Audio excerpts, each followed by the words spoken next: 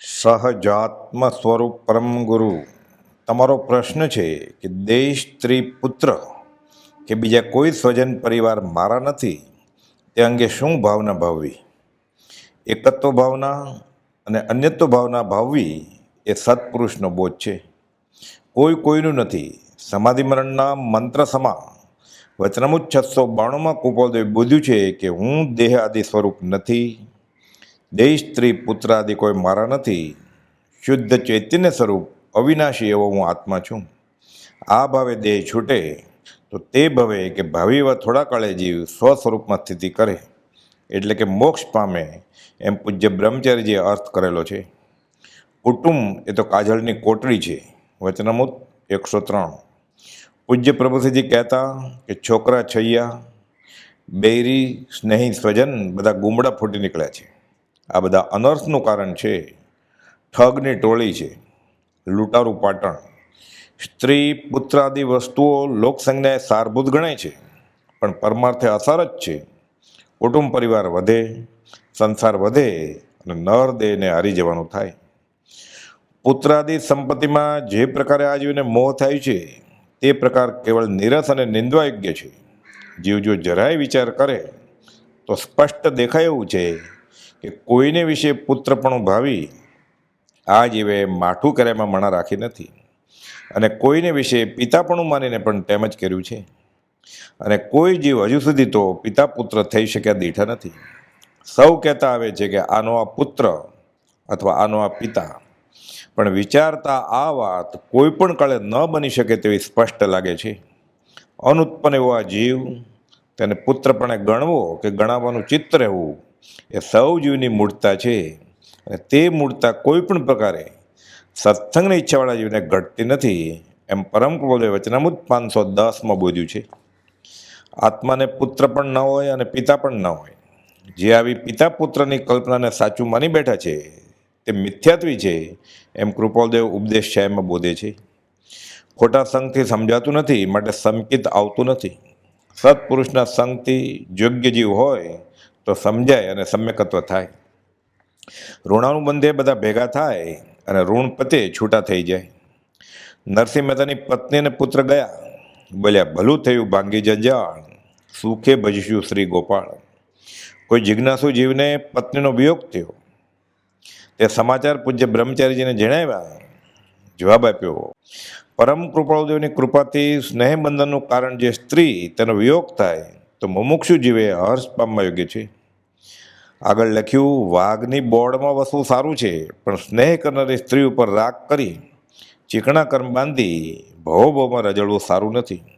પત્ર સુધા 367મો પત્ર, જૂની આવૃત્તિમાં 303મો.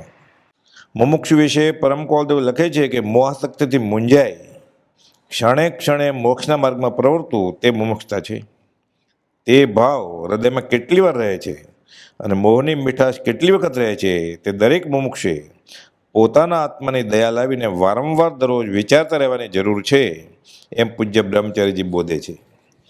પૂજ્ય પ્રભુશ્રીજી કહેતા કે ઊંધી ઈટ છે ત્યાં કહેવું શું. જેને માટે રોવું જોઈએ એવા આત્માને અર્થધ્યાન આદિ કારણે કર્મો બંધાવી આ આત્મઘાતી જીવ પોતાને જ કચડી મારે છે. એક સદગુરુનું શરણ, તેના ચરણમાં આત્મર્પણ, તેની કૃપાથી જે થાય તે ભલું માનવાની ભાવના વારંવાર સેવાથી જીવનું હિત થવાનો સંભવ છે. બીજો કોઈ બચવાનો આરો છે નહીં. કસાય એટલે ખાટકી કરતાં પણ વધારે ઘાતકી વર્તન પોતે પોતાના આત્મા પ્રત્યે ચલાવ્યું છે. એ અટકે તો ભાવ મરણ અટકે.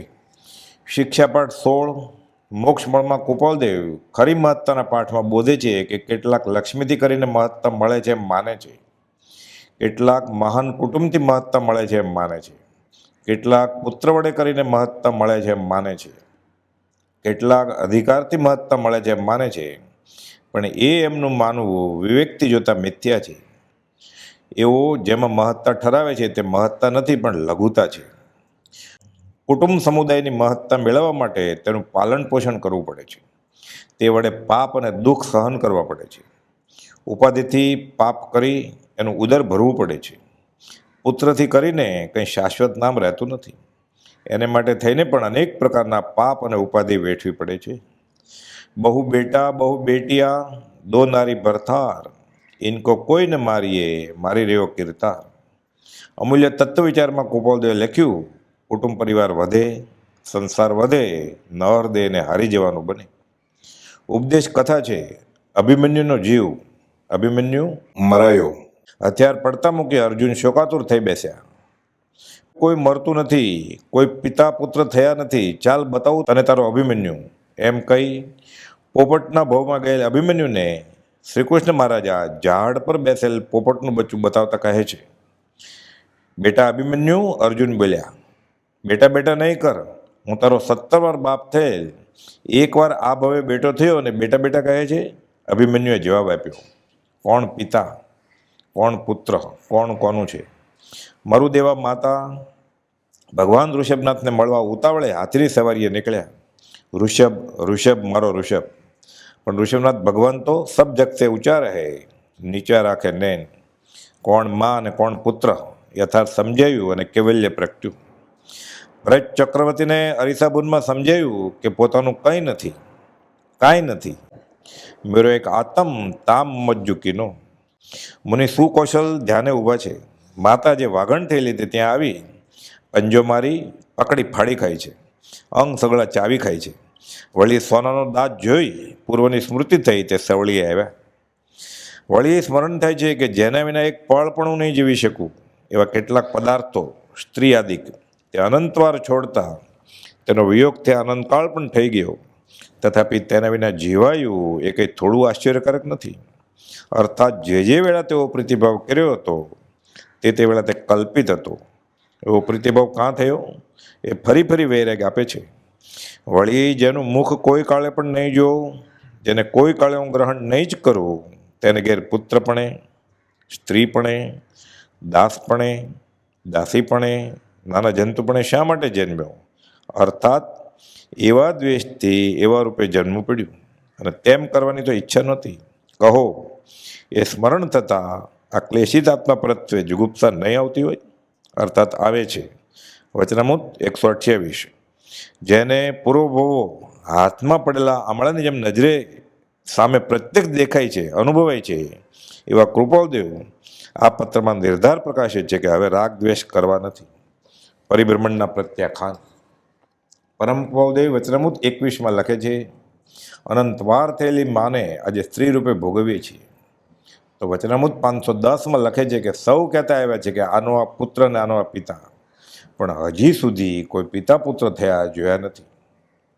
આ સંસારમાં ભોવથી ભમતા કેટલાય જીવો સાથે કેટલા સંબંધ થયા, તેમાંથી કયો સંબંધ સાચો? જેમ નાટકમાં કલાકારો પાત્ર ભજવે અને પડદા પાછળ જઈ બીજું પાત્ર બની ફરી આવે, તેમ જે મા હોય તે સાસુ થાય, મિત્ર હોય તે દીકરી થાય, દીકરી હોય તે પત્ની થાય. પૂર્વભવની પરોક્ષે પણ પ્રતીતિ થાય તો આ વાત ગળે ઉતરે. પૂર્વભવ છે નક્કી થાય પછી આ સંસારે ભવૈયાની રમત જ છે એમ સમજાય. એ ખેલ 1 કલાક 2 કલાકનો, આ સંસારનો ખેલ 5, 15, 25, 50 વર્ષનો. ચેપી બીમારીમાં તદ્દન નજીકના પણ નજીક આવવા તૈયાર નહોતા એ ગઈકાલની જ સૌના અનુભવની વાત છે. વ્યવહારમાં જીવનું હજુ પુણ્ય ખવાયું નથી ત્યાં સુધી બધા પાછળ ફરે છે. ખરે વખતે કોઈ કામ આવતું નથી. એક સત્પુરુષ સિવાય આ જગતમાં કોઈ સાચો પ્રેમ કરી શકે જ નહીં. અરસપરસ મોહથી જકડાયેલા જીવોના સંસારી સંબંધ, કયો સંબંધ સાચો કે કયો સંબંધ વિશ્વાસયોગ્ય ગણાય? મા થઈ કુંતા પોતાના બાળક કર્ણને ગંગામાં મૂકે છે. ચૂલણી રાણીએ પુત્ર બ્રહ્મદત્તને મારવા અનેક પ્રયત્નો કર્યા. પુત્ર થઈ કોણિકે પિતા શ્રેણિકને માર્યા. પિતા થઈ પ્રજાપતિ રાજા પોતાની પુત્રી મૃગાવતીને પરણ્યા. તો મૈણા સુંદરીના પિતા પ્રજાપાલ રાજાએ તેને કોઢિયાને પરણાવી રવાના કર્યા. પત્ની થઈને સૂર્યકાંતા પરદેશી રાજાને મારે છે. ધર્મ રાજા થઈ યુધિષ્ઠિરે પત્ની દ્રૌપદીને ચોપાટમાં મૂકી હારી ગયા. ભરી સભામાં તેના વસ્ત્રણ કરવાની કોશિશ થઈ અને ફરી જીતવા લોહીની નદીઓ વહી ગઈ. ભરત અને બાહુબલી બંને ચરમ શરીરી તદ્ભોમોક્ષગામી ભાઈઓ છતાં જમીનના ટુકડા માટે લડ્યા. બેન થઈ હિડમ્બાએ ભાઈને મરાવ્યો. પૂજ્ય બ્રહ્મચારીજી 12 ભાવનાના પદમાં બોધે છે કે જન્મ મરણ સુખ દુઃખ સર્વે સહે એકલો જીવ, પ્રિય પુત્ર સ્ત્રી સગા પરિજન, કરે અનર્થ અતિવ. ભક્ત કવિ પ્રીતમદાસજી પણ કહે છે કે માત તાત શુદ્ધ ભાઈ ભામિની એ સૌ ઠગની ટોળી રે, વાલ કરીને તારું સર્વે લેશે, અંતે રહેશે આંખો ચોળીને. આ તો વાલ કરીને વિખડું પાય એટલે કે ઝેર પાય એવું છે. માટે જ્ઞાનીઓ સંસારના કોઈ પણ સંબંધનો ભરોસો કરવા મના ફરમાવે છે. સાચા સગા એક સત્પુરુષ જ.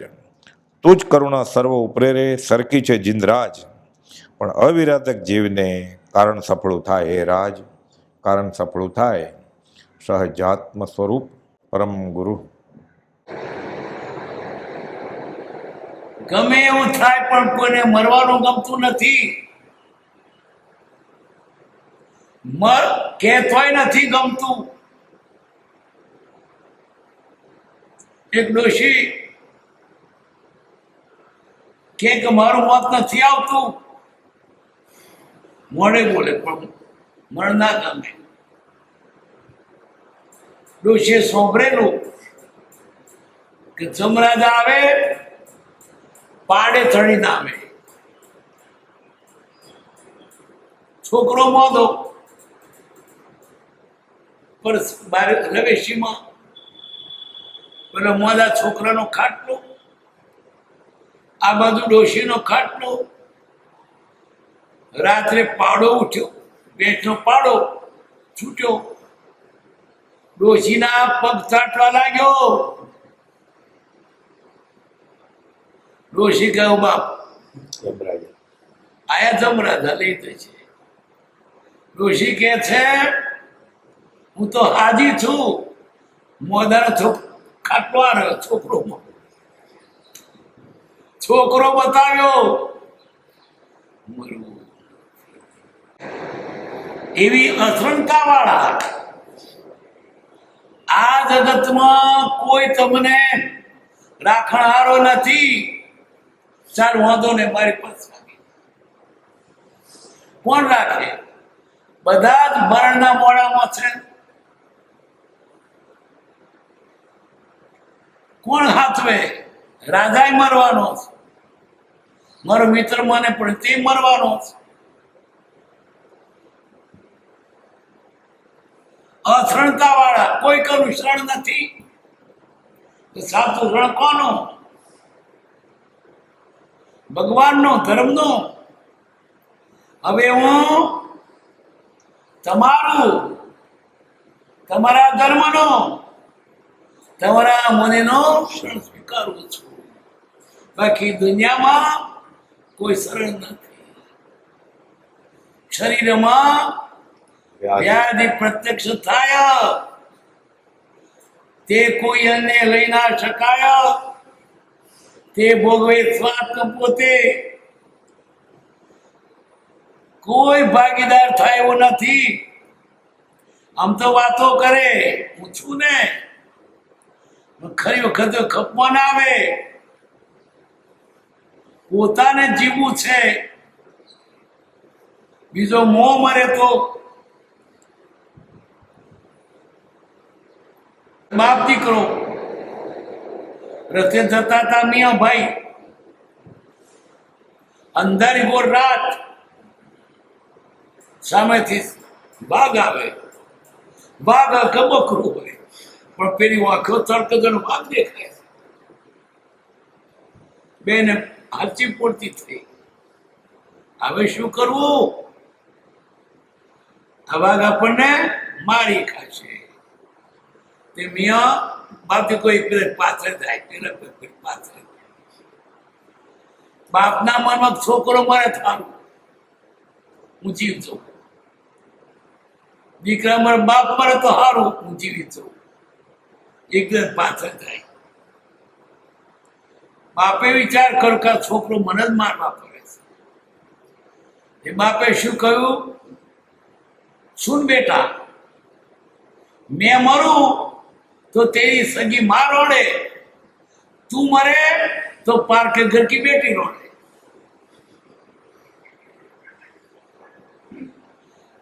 मरવું ગમતું નથી, પણ મર્યા ઘરે તોય નથી. કોઈ કોઈ કઈનું શરણ નથી. જ્યારે ખરી વખત આવે ત્યારે કોઈ ના ઉભો રહે. દુકાન ઉપર શેઠનો છોકરો બેઠેલો, મોટું મકાન, સંન્યાસી આવ્યા. બેટા કુછ લે, તમારા માટે નહીં, આ તો મારા મા બાપ ને બૈરાણ બધા માટે, તમારા માટે નહીં. એટલે તારે માટે ના, કોઈને માટે નહીં, તો અમારા માટે છે. ત્યાં બધાને તારો વાળો આગળ ખરો કેમ નહીં? મારા વગર તો મારી માં મોથું ફૂટીને મરી જાય, અને મારી બૈરી તો અહીંયા ફાટ મરી જાય. મારો બાપ મને જીવાડવા પ્રયત્ન કરે, ખરી વાત કેમ નહીં? મારા મા બાપ ન તો મારો બધા હગો એ મને પછી નક્કી કરી શકતા, 3 તારીખે હું આવીશ, તું મોદો હો એવો ઢોંકને હુઈ જજે વરસાદમાં. તારીખ નક્કી કરેલી. પેલો છોકરો તો બનાવટી મોદો થઈ ગયો, મોઢું પોલું કર્યું અને મોઢે ફેફડું લાવે. છોકરો મરવા પડ્યો. જવાન જો છોકરો મરવા પડ્યો. આડોશી પાડોશી બધા ભેગા થઈ બંધ જોઈ રહ્યો છે. પેલો તો બનાવટી મોદો છે. ભુવાને બોલાયા કે કઈ સમજણ પડતી નહીં. આ જો મોદો હોય તો પણ આ તો બનાવટી મોદો છે. અહીં હકીમો સાવ દુનિયા મેં દવા મારી ના.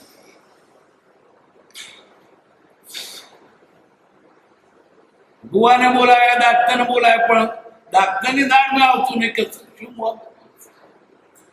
એ તો બસ નિશ્ચય જણ મરી જશે, હમણાં વાર નહીં.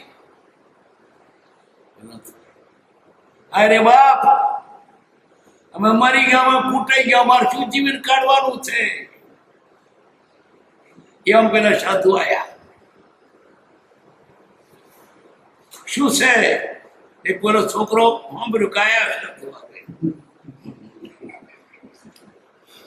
બાપા રે મરી ગયા, ફૂટાઈ ગયા, આ જીવન શોમાં રહ્યું.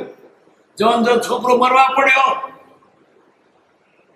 સાધુ કે સાધુ છોકરો જીવે એવો છે, ખાલી ખાલી કોટ ઘડિયાળમાં જોયું.